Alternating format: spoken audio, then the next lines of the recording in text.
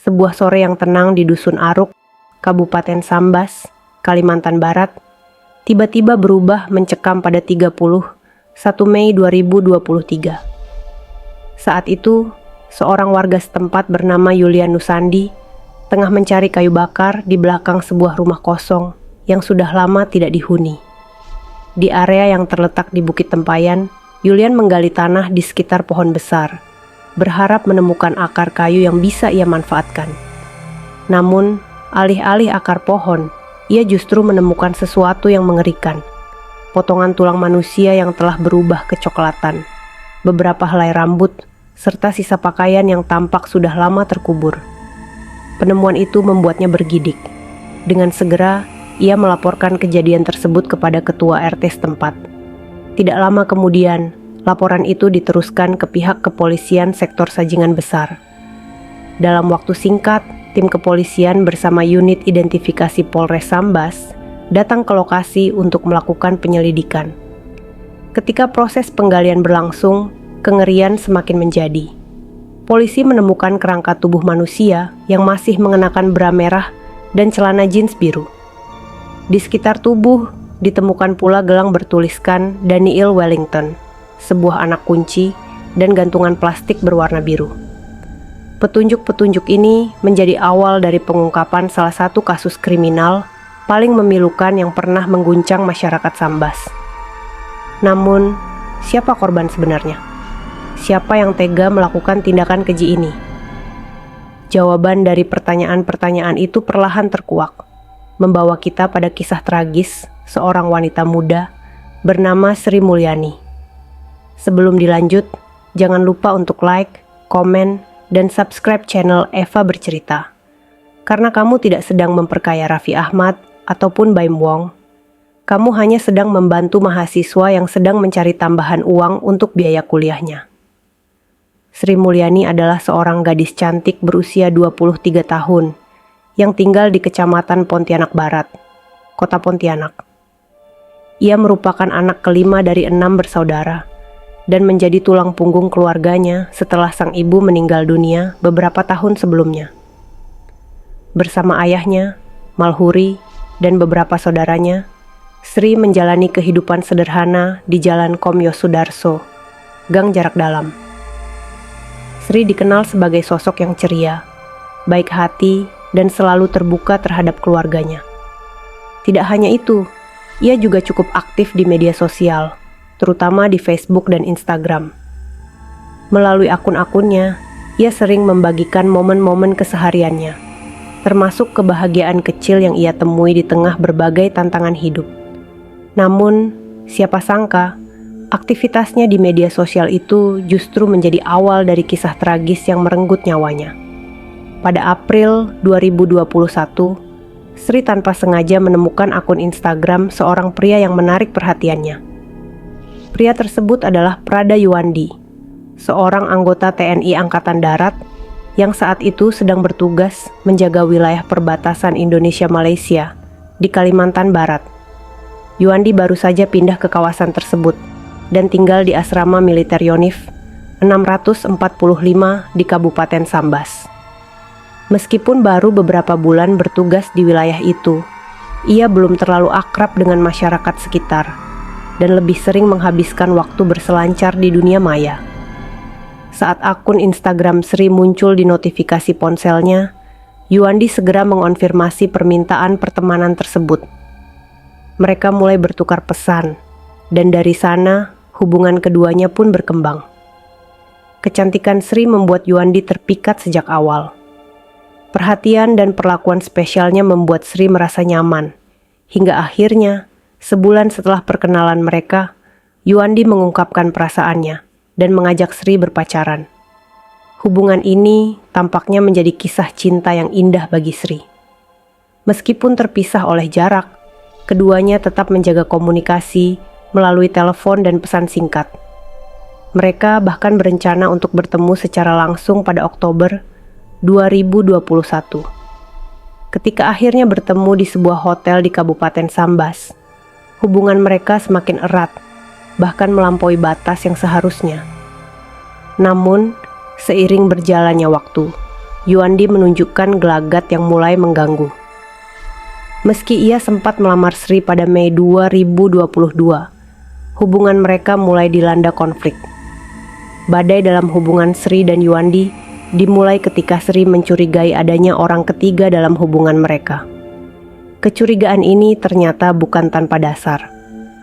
Melalui teman-temannya, Sri mengetahui bahwa Yuandi menjalin kedekatan dengan seorang wanita bernama Yanti, seorang pengusaha salon kecantikan yang kerap bolak-balik ke desa Aruk untuk menjalankan usahanya.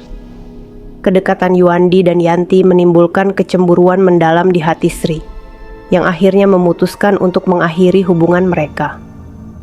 Namun, kisah mereka tidak berhenti di sana.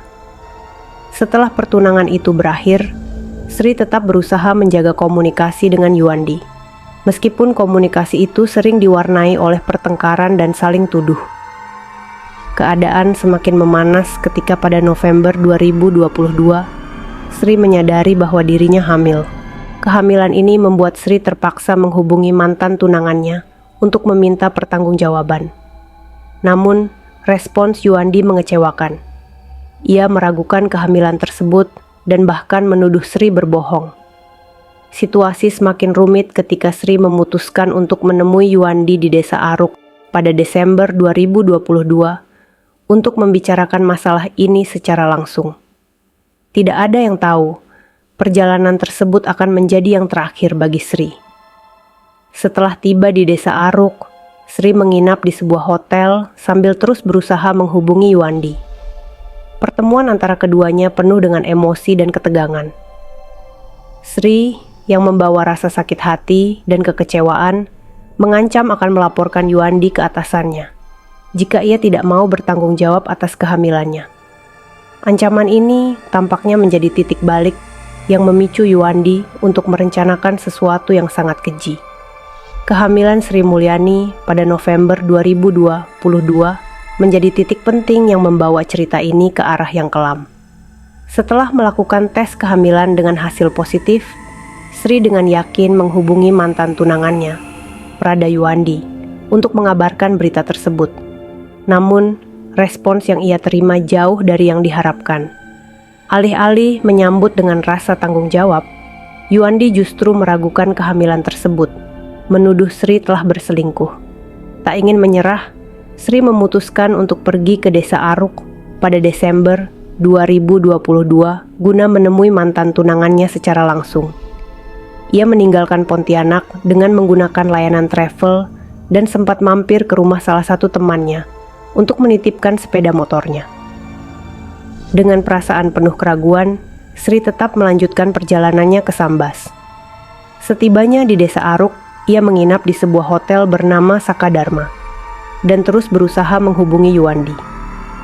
Namun, pertemuan yang diharapkan berakhir damai ternyata hanya memperburuk situasi. Ketika akhirnya Yuandi menemui Sri di hotel, keduanya terlibat pertengkaran hebat. Sri yang marah atas pengkhianatan Yuandi serta keengganannya bertanggung jawab, melontarkan ancaman bahwa ia akan melaporkan pelaku ke pihak berwenang. Sri bahkan berencana mengunjungi tempat kerja Yuandi untuk membuat laporan. Tetapi setelah pertemuan itu, keberadaan Sri tiba-tiba menghilang secara misterius. Keluarga Sri mulai panik ketika wanita itu tidak kunjung pulang. Mereka mencoba menghubungi Sri melalui pesan WhatsApp. Awalnya, pesan-pesan tersebut dijawab, namun dengan jawaban-jawaban yang terasa janggal. Sri mengaku berada di Malaysia dan bekerja di sebuah kedai. Ia bahkan mengirimkan foto paspor sebagai bukti, tetapi identitas pemilik paspor tidak terlihat jelas. Sementara itu, keluarga mulai merasakan ada yang tidak beres, terutama karena Sri hanya merespons pesan dan tidak pernah menjawab telepon. Dalam keheningan yang menyelimuti, waktu terus berjalan. Hingga akhirnya, 6 bulan setelah hilangnya Sri, sebuah penemuan mengejutkan terjadi di Bukit Tempayan, Dusun Aruk. Penemuan potongan tulang manusia itu menjadi pintu pembuka misteri yang selama ini menyelimuti hilangnya Sri. Polisi yang menangani kasus ini dengan cepat mengaitkan temuan kerangka dengan laporan orang hilang yang masuk beberapa bulan sebelumnya. Barang-barang yang ditemukan di sekitar kerangka, seperti bra merah, celana jeans biru, gelang, dan kunci kamar, menjadi petunjuk penting. Penyelidikan lebih lanjut menunjukkan bahwa kunci tersebut identik dengan kunci kamar Hotel Sakadharma, tempat terakhir Sri diketahui menginap. Petugas kemudian menginterogasi Fitri, resepsionis hotel, yang mengonfirmasi bahwa Sri pernah menyewa kamar di hotel tersebut pada Desember 2022. Fitri juga menunjukkan profil Facebook milik Sri, yang wajahnya sesuai dengan identitas tamu yang ia ingat. Dari sini, investigasi mulai mengerucut pada dugaan bahwa Sri adalah korban dalam kasus ini. Namun, kejutan tidak berhenti di situ. Melalui pelacakan nomor telepon yang digunakan untuk mengirim pesan dari Malaysia, polisi menemukan fakta mencengangkan. Nomor tersebut ternyata berada di wilayah Pemangkat, Kabupaten Sambas, bukan di luar negeri seperti yang diklaim. Tidak hanya itu, nomor email ponsel yang digunakan untuk mengirim pesan tersebut cocok dengan iPhone 11 Pro milik Prada Yuandi. Fakta ini menunjukkan bahwa pelaku telah berpura-pura menjadi Sri untuk mengelabui keluarganya. Ketika bukti-bukti semakin kuat, polisi akhirnya memanggil Prada Yuandi untuk diperiksa. Dalam interogasi, pelaku mengakui bahwa ia bertemu dengan Sri pada hari hilangnya wanita tersebut. Pada hari itu, Yuandi mengajak Sri naik motor menuju Sambas. Namun, selama perjalanan, pertengkaran antara keduanya terus terjadi. Sri yang marah terus memaki dan mengancam akan menghancurkan karir Yuandi. Dengan emosi yang memuncak, Yuandi akhirnya membawa Sri ke sebuah rumah kosong di Bukit Tempayan. Di lokasi tersebut, ia melancarkan aksi keji yang telah direncanakan. Yuandi menjegal kaki Sri hingga jatuh, lalu mencekik lehernya sampai tidak sadarkan diri. Parahnya lagi, setelah memastikan korban tak bernyawa, Yuandi memperkosa tubuh Sri untuk terakhir kalinya. Tidak berhenti di sana, ia memastikan kematian Sri dengan memukul kepalanya menggunakan batu. Tubuh korban kemudian dikubur di belakang rumah kosong itu. Tas milik Sri dibuang ke sungai untuk menghilangkan jejak, sementara kartu SIM ponsel korban diambil agar pelaku bisa berpura-pura menjadi Sri dan menghubungi keluarganya. Dengan bukti kuat, Prada Yuandi ditahan oleh Pomdam 12 Tanjung Pura dan diproses melalui peradilan militer. Di sisi lain, keluarga Sri yang patah hati terus menuntut keadilan atas kehilangan tragis ini. Proses identifikasi DNA yang dilakukan terhadap kerangka korban akhirnya mengonfirmasi bahwa tulang belulang tersebut memang milik Sri Mulyani. Penemuan ini disertai dengan kesedihan mendalam dari keluarga korban. Sang ayah, Malhuri, tidak kuasa menahan air mata saat menerima kerangka anak perempuannya. Prosesi pemakaman pun dipenuhi dengan tangis histeris dari keluarga dan kerabat yang merasa kehilangan sosok Sri, yang selama ini menjadi tulang punggung keluarga. Proses hukum terhadap Prada Yuandi dimulai dengan penyelidikan mendalam oleh tim Pomdam Tanjung Pura. Bukti-bukti kuat yang ditemukan oleh pihak kepolisian, termasuk hasil pelacakan nomor telepon dan pengakuan pelaku, menjadi landasan penting dalam membawa kasus ini ke meja hijau. Namun, perjalanan menuju keadilan tidak berjalan mulus. Keluarga korban mengeluhkan lambannya penanganan kasus ini, terutama karena pihak militer dan kepolisian terlihat saling lempar tanggung jawab. Pada tanggal 14 September 2023, persidangan pertama digelar di Pengadilan Militer Pontianak. Dalam sidang tersebut, kronologi lengkap peristiwa pembunuhan diungkapkan secara rinci.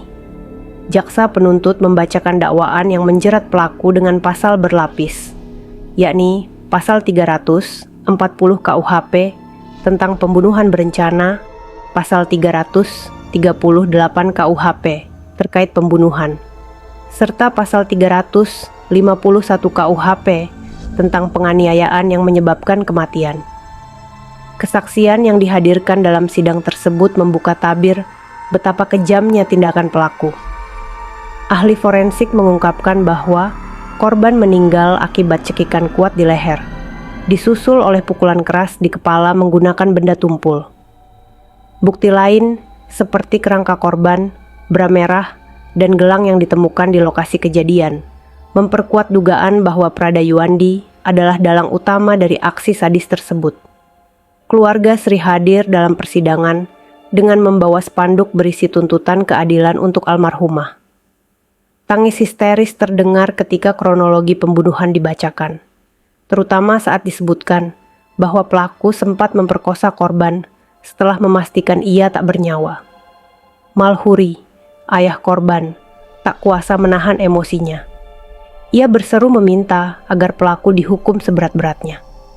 Namun, suasana semakin memanas ketika pengacara keluarga mengungkap fakta bahwa pelaku sempat mencoba mengelabui keluarga korban dengan mengirimkan pesan palsu dari nomor Malaysia. Fakta ini membuat keluarga korban semakin yakin bahwa tindakan pelaku dilakukan dengan perencanaan matang. Mereka menuntut agar hukuman maksimal, bahkan hukuman mati, dijatuhkan kepada Prada Yuandi. Di sisi lain, pengacara pelaku berusaha meringankan hukuman dengan alasan tekanan psikologis dan emosi sesaat yang memicu tindakan tersebut. Namun, alasan ini tidak cukup kuat untuk mengubah pandangan hakim. Bukti-bukti yang ada, ditambah dengan kesaksian ahli, membuat pelaku sulit mengelak dari tanggung jawabnya. Setelah serangkaian persidangan yang berlangsung selama berbulan-bulan, akhirnya pada 28 November 2023, hakim militer membacakan vonis. Prada Yuandi dijatuhi hukuman penjara seumur hidup atas kejahatan yang dilakukannya. Putusan ini disambut dengan rasa lega bercampur haru oleh keluarga korban. Meski tak dapat mengembalikan nyawa Sri, mereka merasa bahwa pelaku setidaknya menerima ganjaran atas perbuatannya. Namun, keadilan ini datang dengan perjuangan yang panjang. Keluarga korban harus menghadapi berbagai hambatan, termasuk kesan berbelit-belit dalam proses hukum yang melibatkan institusi militer. Mereka bahkan harus meminta bantuan dari pengacara kondang, Hotman Paris, serta organisasi advokat lainnya untuk memastikan kasus ini tidak ditutup-tutupi. Selain hukuman penjara seumur hidup, Prada Yuandi juga dipecat dari kesatuannya di TNI. Ia kini menjalani masa tahanan di Lembaga Pemasyarakatan Sipil. Proses ini menjadi bukti bahwa hukum harus ditegakkan tanpa pandang bulu, termasuk kepada mereka yang berada di institusi militer.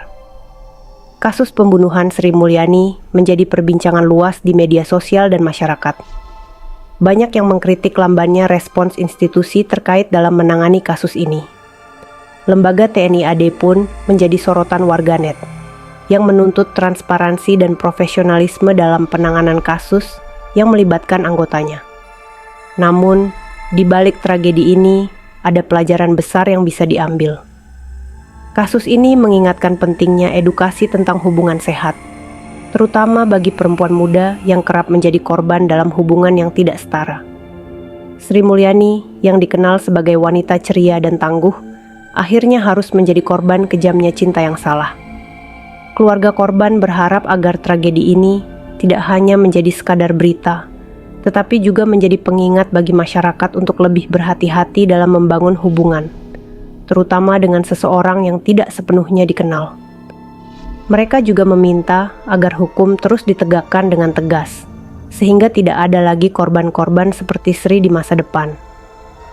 Setelah vonis dijatuhkan, keluarga Sri mulai berusaha untuk melanjutkan hidup, meskipun kehilangan ini akan selalu meninggalkan luka mendalam.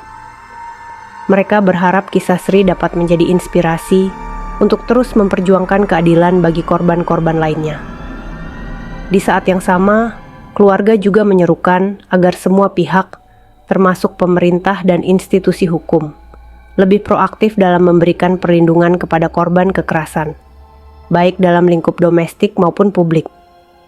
Kasus ini mungkin telah menemukan akhirnya, tetapi perjuangan untuk memastikan keadilan dan kebenaran tidak akan pernah berhenti.